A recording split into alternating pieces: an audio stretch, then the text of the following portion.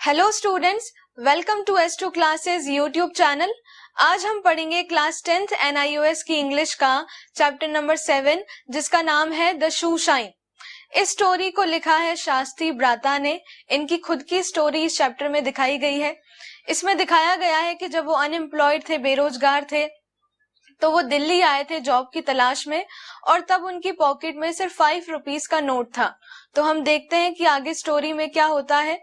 Shastri ब्राता Connaught circus में tea house के बाहर खड़े थे और वो ट्रैफिक को देखते देखते ये सोच रहे थे कि काश मैं एक कप चाय पी पाता और एक प्लेट पोटैटो चिप्स की ले पाता। जब वो ये सोच ही रहे थे तो एक शू शाइन आता है, एक लड़का आता है उनके सामने और बोलता है, क्रीम और पॉलिश सर, आपके जूतों को पॉलिश की जरूरत है। तो शास्त्री कहते हैं कि हाँ मुझे पता है, लेकिन मैं अफोर्ड नहीं कर सकता। अब शू शाइन जो है वो हंसता है, स्माइल करता है, क्या आप अफोर्ड नहीं कर सकते? उसको लगता है कि शास्त्री जो है वो उनका मजाक उड़ा रहे हैं। शास्त्री ने कहा, मैं इसे अफोर्ड नहीं कर सकता, लेकिन उस शू शाइन को लग रहा था कि मैं उसका मजाक उड़ा रहा हूँ। तो मैंने उसको कहा कि मैं देखो जॉब की तलाश में आया हूँ इधर, मेरे पास ज्यादा पैसे नहीं है। अब शू शाइन जो बोलता है, सर आपको ऐसे जूतों में जॉब नहीं मिलेगी, बॉस साहिब्स को ये सब पसंद नहीं आता है। तो वो लड़का बोलता है शास्त्री कि अगर मुझे जॉब नहीं मिलनी होगी तो वैसे ही नहीं मिलेगी, जूते पॉलिश का इसमें कोई भी असर नहीं पड़ेगा। अब वो लड़का जो है वो मेरे साथ साथ चलता जाता है, हालांकि मैं उससे पीछा छुड़ाने की कोशिश करता हूँ, लेकिन वो बॉय मेरे साथ साथ चलता है। वो मुझसे पूछता है कि क्या सर आप दिल्ली में रहते हो? तो शास्त्री कहते हैं, मैं कलकत्ता से आया हूँ और मुझे अपने जूते पॉलिश नहीं कराने। अब वो शू शाइन बोलता है कि मेरे अंकल जो हैं वो भी कलकत्ता में रहते हैं और वो एक बंगाली बाबू के घर पे बहुत ज्यादा पैसा कमाते हैं। अब उसी वक्त शास्त्री के माइंड में एक थॉट आता है और वो शू शाइन से पूछते हैं कि तुम कितना कमाते हो? तो वो शू शाइन कहता है कि अगर खराब दिन होता है तो करीबन 3 रुपए कमा लेता हूँ, और जिस दिन टूरिस्ट ज्यादा होते हैं, जिस दिन अच्छा होता है, तो करीबन 5 या उससे ज्यादा भी कमा लेता हूँ। तो ये आंसर सुन के शास्त्री बहुत ज्यादा ही शॉक्ड हो जाता है। वो सोचता है कि ये शू शाइन राम सिंह, जो कि एक क्लर्क है गवर्नमेंट ऑफिस में, उससे ज्यादा कमाता है। तो फिर शास्त्री शू शाइन से पूछते हैं कि क्या तुम्हें लगता है कि मैं तुम्हारे जैसा काम कर पाऊंगा? तो शू शाइन ये सुन के बहुत ज्यादा ही हंसता है, क्या सर आप मेरा वाला काम करोगे? आप पेमेंट में शूज पॉलिश करोगे? हंसने लग जाता है वो। अब शास्त्री को बहुत टाइम लगता है उसको कन्विंस करने में कि मैं भी उसके जैसा काम करूं।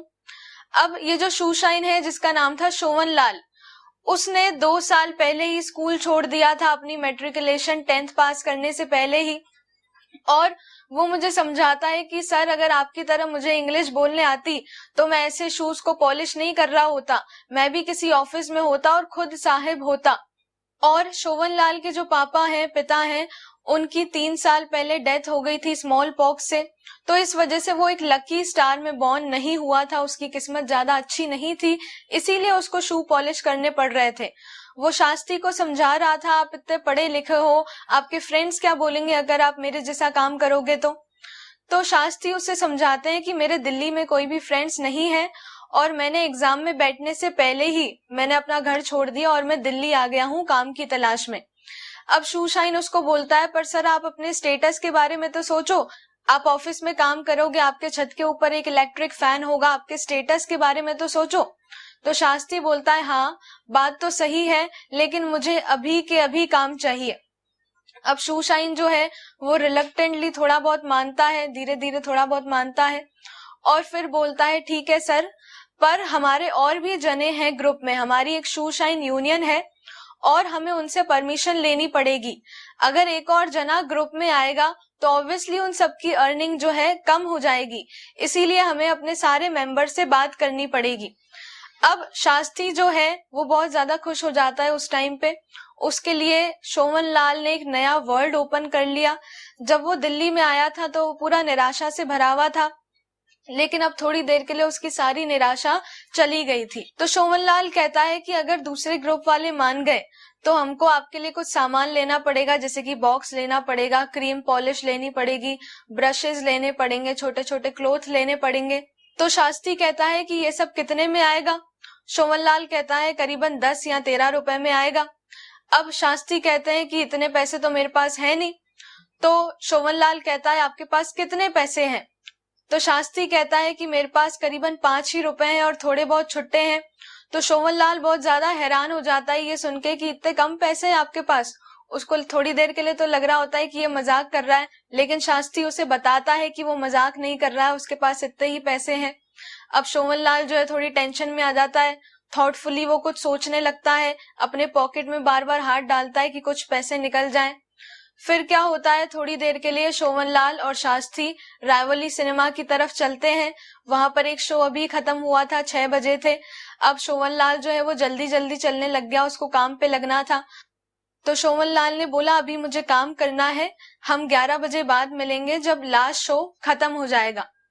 अब शास्त्री जो है वो चलता जाता है दिल्ली की गलियों में और अपनी कंट्री की हिस्ट्री के बारे में सोचता है कि यही वो कंट्री है, यही वो सिटी है जहां पर हमने हर फील्ड में ग्रेटनेस हासिल की, चाहे वो आर्किटेक्चर हो, एल्जेब्रा हो, म्यूजिक हो, आर्ट हो, साइंस हो, कल्चर हो, हर चीज में हमने ग्रेटनेस हासिल की। यही वो सिटी है जहां पे 7 एम्पायर्स ने रूल किया, जहां पे अशोका से लेके अकबर तक रूल किया। लेकिन यही वो कंट्री है जहां पर मुझे जॉब नहीं मिल रही है, मैं अनएम्प्लॉयड हूँ। और शोभनलाल जो है वो अपनी 10th पास भी नहीं कर पाया। अब करीबन 11 बजे थे और कनॉट सर्कस पूरी तरीके से खाली हो चुका था। शोभनलाल ने मुझे ग्रीट किया हेलो, तो मैंने भी आंसर दिया हेलो। बहुत सारे लोग उसके आसपास खड़े थे, सबने जगह बनाई मेरे आने के लिए। अब मैंने शोभनलाल से पूछा कि इन्होंने क्या बोला मेरे काम करने के लिए, क्या ये एग्री है मुझे अपने ग्रुप में लेने के लिए? तो शोभनलाल थोड़ा फेस पुल करके बोलता है वेल देखते हैं। तो उनमें से एक यंग इंसान होता है, वो स्ट्रेंज डायलेक्ट में, कुछ अलग लैंग्वेज में कुछ बोलने लगता है। फिर कुछ और लोग उसके साथ साथ बोलने लगते हैं। शास्त्री को ये सब कुछ समझ में नहीं आता है कि वो क्या बोल रहे हैं। और जब वो सब बोल के चुप हो जाते हैं तो शोभनलाल उसको ट्रांसलेट करके बताता है कि इन्होंने क्या बोला। शोभनलाल बताता है कि यूनियन को अथॉरिटीज से कुछ प्रॉब्लम है, ये जो शू शाइन यूनियन है उसको अथॉरिटीज से कुछ प्रॉब्लम है, मतलब उनको लाइसेंस नहीं मिल रहा है, शू शाइनर्स को लाइसेंस नहीं मिल रहा है काम करने का, जबकि जो हॉकर्स हैं वो लाइसेंस के लिए अप्लाई कर सकते हैं। अब इसका मतलब ये है कि शू शाइनिंग करना पेमेंट पे इलीगल है। अगर आपकी जान पहचान है अच्छी पुलिस मैन्स के साथ तो फिर भी आप काम कर सकते हो, नहीं तो हमें लाइसेंस नहीं मिल रहा है और हमारा काम इलीगल है।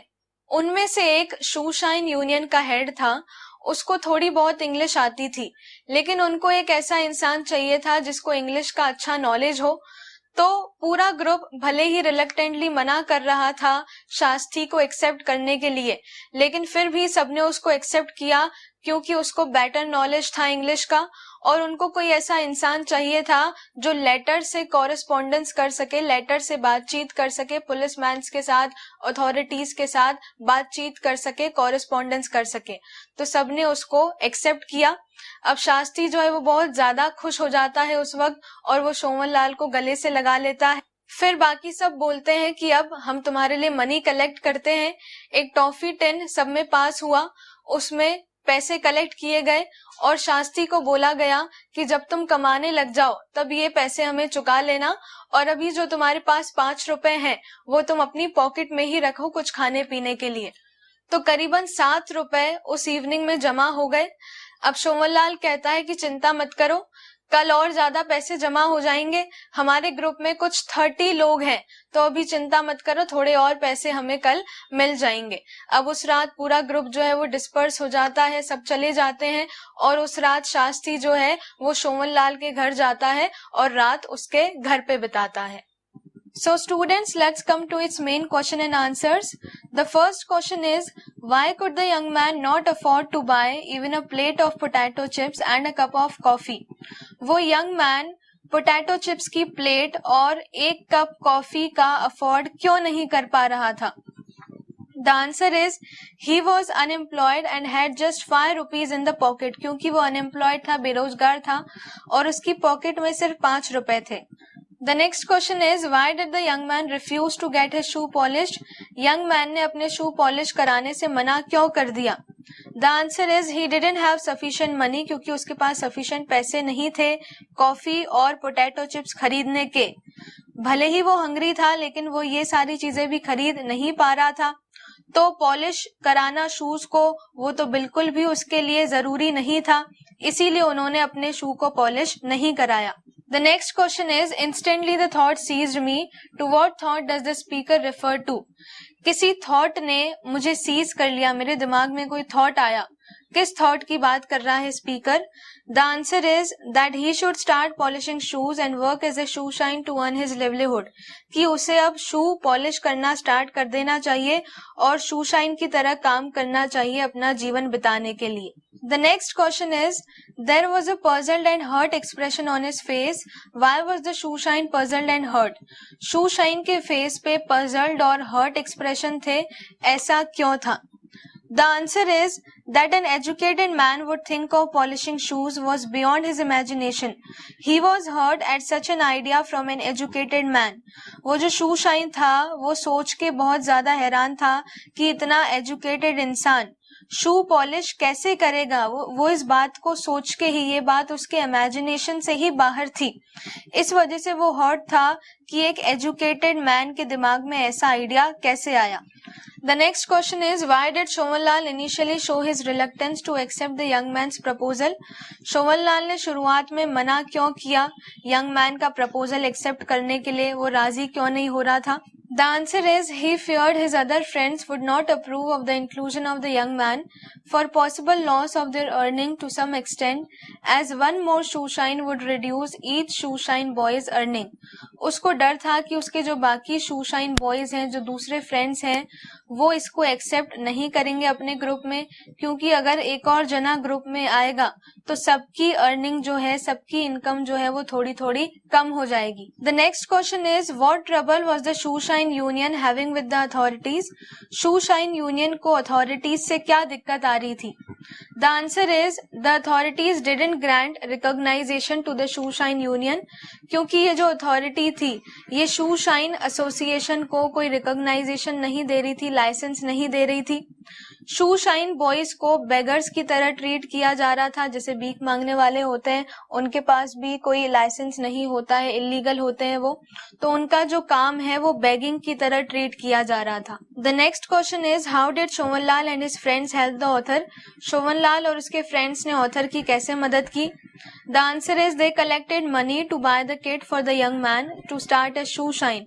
उन लोगों ने उस यंग मैन के लिए पैसे इकट्ठे किए ताकि शू शाइन की किट उसको लेके दी जा सके। The next question is what quality of Shobhanlal's character is evident in his efforts?